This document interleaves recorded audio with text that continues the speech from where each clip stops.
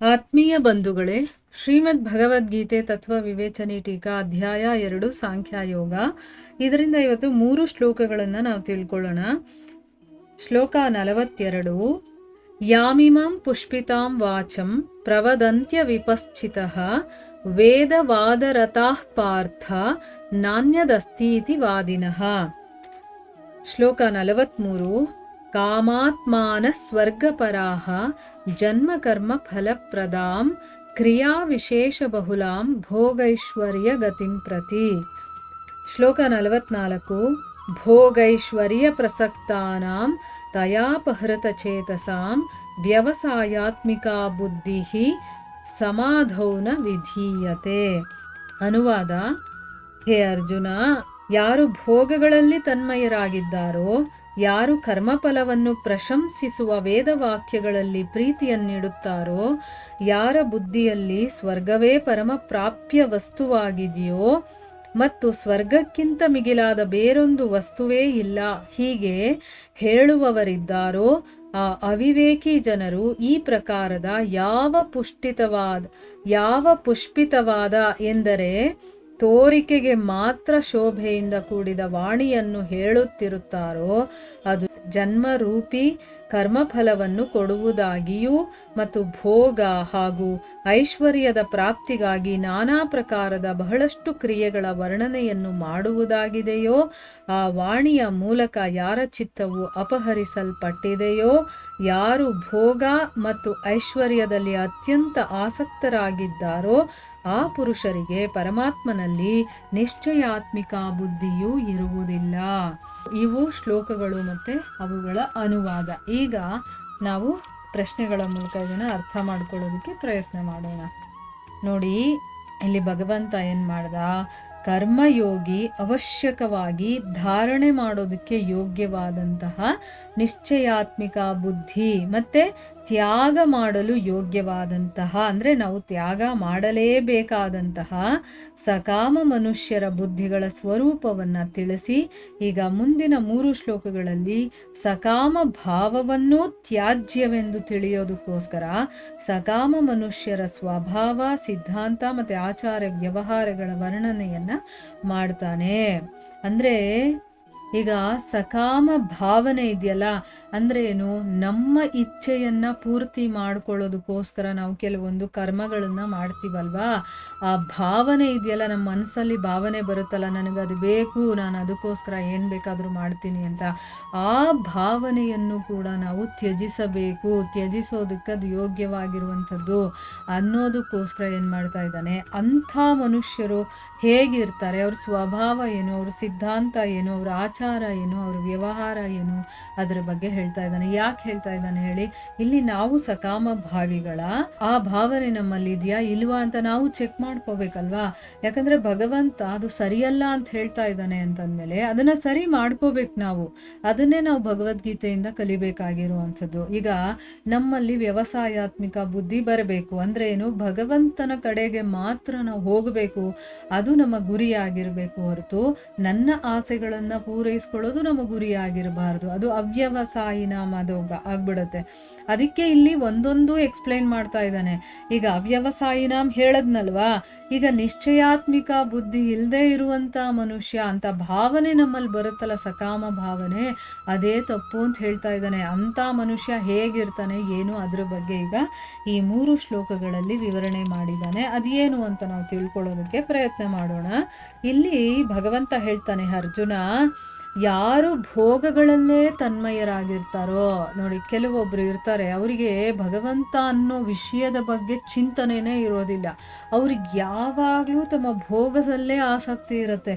ನಾನು ಇದು ಪಡಿಬೇಕು, ಅದು ಪಡಿಬೇಕು, ಹೀಗಾಗಬೇಕು, ಹಾಗಾಗಬೇಕು, ಮತ್ತು ನಾನು ಇಷ್ಟು ಅಂತಸ್ತನ್ನು ಗಳಿಸ್ಲೇಬೇಕು, ಅಥವಾ ನಾನು ಒಂದು ಹೆಸರು ಮಾಡಬೇಕು, ಪದವಿಯನ್ನು ಪಡಿಬೇಕು, ಎಕ್ಸೆಟ್ರಾ ಎಷ್ಟೊಂದಿದೆ. ಆ ರೀತಿ ಭೋಗದಲ್ಲೇ ತನ್ಮಯರಾಗಿರ್ತಾರೋ, ಮತ್ತು ಯಾರು ಕರ್ಮಫಲವನ್ನು ಪ್ರಶಂಸಿಸುವಂತಹ ವೇದವಾಕ್ಯಗಳಲ್ಲಿ ಪ್ರೀತಿಯನ್ನಿಡ್ತಾರೋ, ಅಂದರೆ ಏನು? ವೇದಗಳಲ್ಲಿ ಎಲ್ಲ ವಿಷಯಗಳು ಇದೆ. ಯಾಕೆ ಅಂತಂದರೆ ಎಲ್ಲ ರೀತಿಯ ಜನರು ಇರ್ತಾರಲ್ವಾ. ಸೊ ಎಲ್ಲರನ್ನು ಸ್ಟೆಪ್ ಬೈ ಸ್ಟೆಪ್ ಕರ್ಕೊಂಡು ಹೋಗ್ಬೇಕಲ್ವಾ. ಅದಕ್ಕೋಸ್ಕರ ವೇದಗಳಲ್ಲಿ ಕಾಮಾಸಕ್ತರಿಗೆ ಅಂದ್ರೆ ಏನು, ತಮ್ಮ ಒಂದು ಇಚ್ಛೆಗಳನ್ನ ಪೂರ್ತಿ ಮಾಡಿಕೊಳ್ಳುವಂಥವ್ರು ಅಂದ್ರೆ ಏನು, ಕೆಳಮಟ್ಟದ ಮನುಷ್ಯರು ಅಂತ ಹೇಳ್ಬೋದು. ಯಾಕಂದರೆ ಅವ್ರಿಗೇನು ಗೊತ್ತಿರೋದಿಲ್ಲ, ಬರೀ ತನ್ನ ಕಾಮನೆಗಳನ್ನು ತೃಪ್ತಿಪಡಿಸ್ಕೋಬೇಕು, ಅದನ್ನು ಫುಲ್ಫಿಲ್ ಮಾಡ್ಕೋಬೇಕು, ಈ ವಿಷಯದಲ್ಲಿ ಮಾತ್ರ ಅವ್ರಿಗೆ ಆಸಕ್ತಿ ಇರುತ್ತೆ.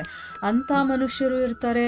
ಆಮೇಲೆ ಕೆಲವು ವಿಚಾರಗಳನ್ನು ತಿಳ್ಕೊಂಡು ಸ್ವಲ್ಪ ಮಟ್ಟಿಗೆ ತಮ್ಮ ಕಾಮಾಸಕ್ತಿಯನ್ನು ಕಡಿಮೆ ಮಾಡಿಕೊಂಡು ನಾನು ಬೇರೆಯವ್ರಿಗೋಸ್ಕರ ಬದುಕಬೇಕು, ಬೇರೆಯವ್ರಿಗೆ ನಾನು ಸಹಾಯ ಮಾಡಬೇಕು ಅಂತ ಇರುವಂಥ ಮನುಷ್ಯರು ಇರ್ತಾರೆ. ಅದನ್ನು ಬಿಟ್ಟು ಇನ್ನೊಂದು ಸ್ಟೇಜು ಏನು ಅಂತಂದರೆ, ನಾನು ಆತ್ಮ ಅಂತ ತಿಳ್ಕೊಂಡು ಪರಮಾತ್ಮನ ಸೇವೆ ಮಾಡೋದೇ ನನ್ನ ಧರ್ಮ ಅಂತ ತಿಳ್ಕೊಂಡಿರೋರು, ಅವರು ಸ್ವಲ್ಪ ಉನ್ನತ ಮಟ್ಟದಲ್ಲಿರುವಂಥವ್ರು.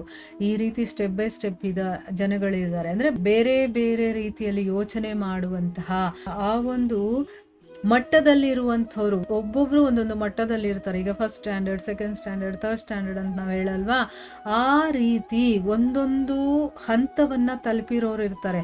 ಎಲ್ಲರಿಗೂ ಭಗವದ್ಗೀತೆ ಹೇಳಬೇಕಲ್ವಾ ಭಗವಂತ, ಅದಕ್ಕೋಸ್ಕರ ಇಲ್ಲಿ ಹೇಳ್ತಾ ಇದ್ದಾನೆ, ವೇದಗಳಲ್ಲಿ ಎಲ್ಲ ಜನರಿಗೂ ಉಪಯೋಗ ಆಗಬೇಕು, ಆ ರೀತಿ ಮಾಹಿತಿಗಳನ್ನು ಕೊಟ್ಟಿದ್ದಾರೆ, ಆ ರೀತಿ ಕರ್ಮಗಳನ್ನು ಕೊಟ್ಟಿದ್ದಾರೆ, ಆ ರೀತಿ ವಿಷಯಗಳನ್ನು ತಿಳಿಸಿದ್ದಾರೆ. ಸೊ ಕಾಮಾಸಕ್ತರು ಯಾರಿರ್ತಾರೋ ಅವರು ಮತ್ತೆ ಕರ್ಮ ಫಲವನ್ನು ಅನುಭವಿಸ್ಬೇಕು. ನಾನೇನು ಕೆಲಸ ಮಾಡ್ತೀನೋ ಅದರಿಂದ ನನಗೊಂದು ಪ್ರತಿಫಲ ಬರಬೇಕು, ಅದರಿಂದ ನನ್ನ ಕಾಮನೆ ತೃಪ್ತಿ ಆಗಬೇಕು, ಈ ರೀತಿ ಯಾರು ಯೋಚನೆ ಮಾಡ್ಕೊಂಡಿದ್ದಾರೋ ಅಂಥವರಿಗೆ ಅಂತಾನೆ ವೇದವಾಕ್ಯಗಳಲ್ಲಿ ಕೆಲವೊಂದು ವಿಷಯಗಳನ್ನು ಹೇಳಿರ್ತಾರೆ. ಅದನ್ನು ಅವರು ಇಷ್ಟಪಡ್ತಾರೆ.